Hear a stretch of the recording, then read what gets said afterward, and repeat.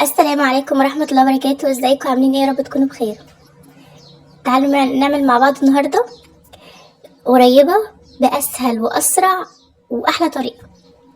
يلا بينا. اللهم صل وسلم وبارك على سيدنا محمد وعلى آله وصحبه أجمعين. ناس كتير قوي بتشتكي منها وتقول ما بتظبطش معانا. طب المقادير بتاعتها، طب نظبطها ازاي؟ هقول لكم. بصوا، يعني أسهل حاجة وأسرع حاجة.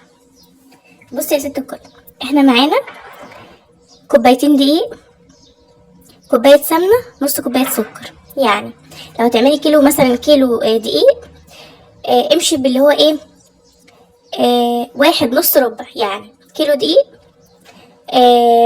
هتحطي له نص كيلو سمنة، هتحطي له ربع كيلو سكر. تمام. هتعملي اقل من كده نصصي. يعني انا هنا معايا مثلا كوبايتين دقيق اهم. تمام.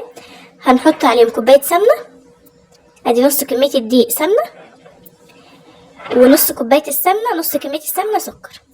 تمام كده. كده طريقة سهلة خالص خالص، بحيث ما تلخبطيش ولا اي حاجة. تمام كده. يبقى انا هسيب لكم المقادير الكيلو في صندوق الوصف. طيب، هنا انا معايا كوبايتين دقيق، هنركنهم بس كده على جنب دلوقتي. هنا معايا كوباية السمنة، حطها هنا بقى في البولة كده.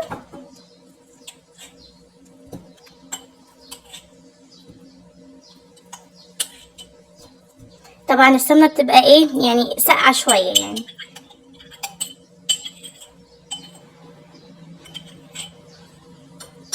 تمام.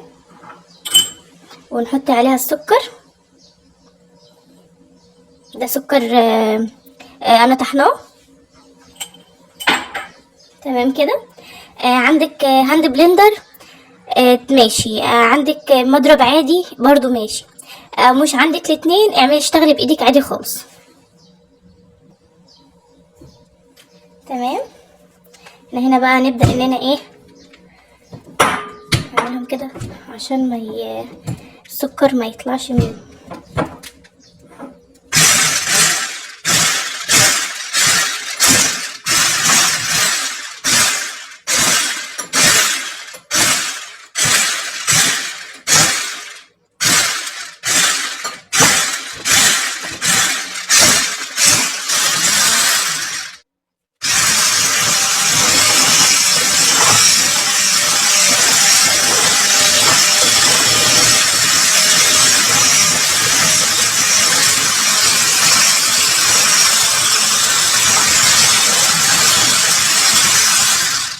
افضلي بقى اضربي فيها كده لحد لما توصل القوام الكريمي ده.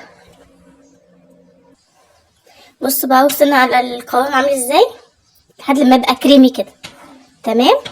نبدأ ده بقى نضيف الدقيق.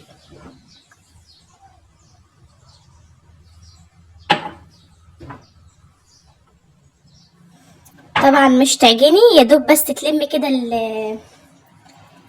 تلم الدقيق كده، ما تعجنيش يعني، يا دوب كده بصوابع ايديكي كده كده اهو، لحد لما ايه كله يتجانس مع بعضه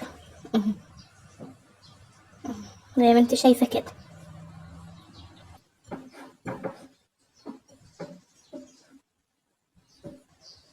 بصوا بقى ان شاء الله شكلها بعد ما اتلمت عامله ازاي.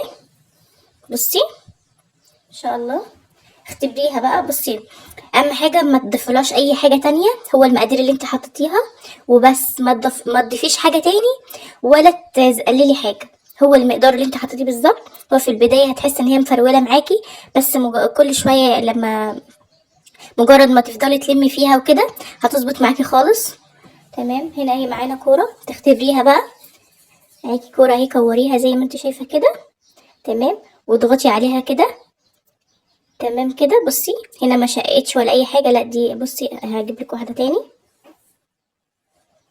بصي بقى تختبريها ازاي اهو، جايباها كده ما شقتش من الجنب ولا اي حاجه ان شاء الله. تمام كده. تعالوا بقى نكورها كده ونحطها في الصينيه.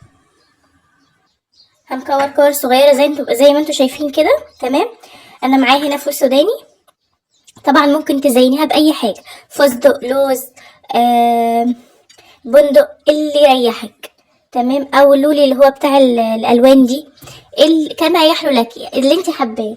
ممكن تحطي فيها فول سوداني زي ده كده، يا دوب ضغطه بسيطه كده عليها اهو. تمام، زي ما تحبي. ناخد برضو كورة تانية، تكوري بقى بايديكي كده او تجيبي معلقة تكوري بيها اي حاجة، المهم يكونوا كلهم يكونوا قد بعض. بصي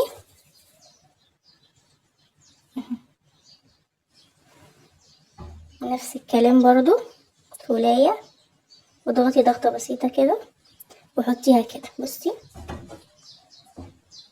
ان شاء الله،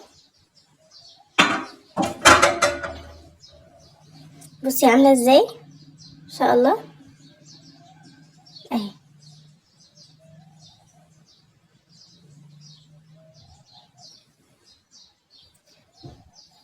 ونكمل برضو لحد لما نخلص الكمية اللي معانا كلها اهو. وتجيبي فولاية وتحطيها كده وضغطة بسيطة خالص، تحطها في الصينية، وهكذا لما نخلص الكمية كلها. بصوا ما شاء الله خلصنا الكمية اهو اللي معانا. تعالوا بقى ندخلها الفرن. طبعا هندخله الفرن على نار هادية. تمام، وهي ما بتاخدش نار خالص، ما تاخدش وقت خالص، هي بتاخد من 10 دقايق لربع ساعة بالكتير. تمام، يا دوب كده تاخد لون اصفر بسيط خالص ونطفي عليها.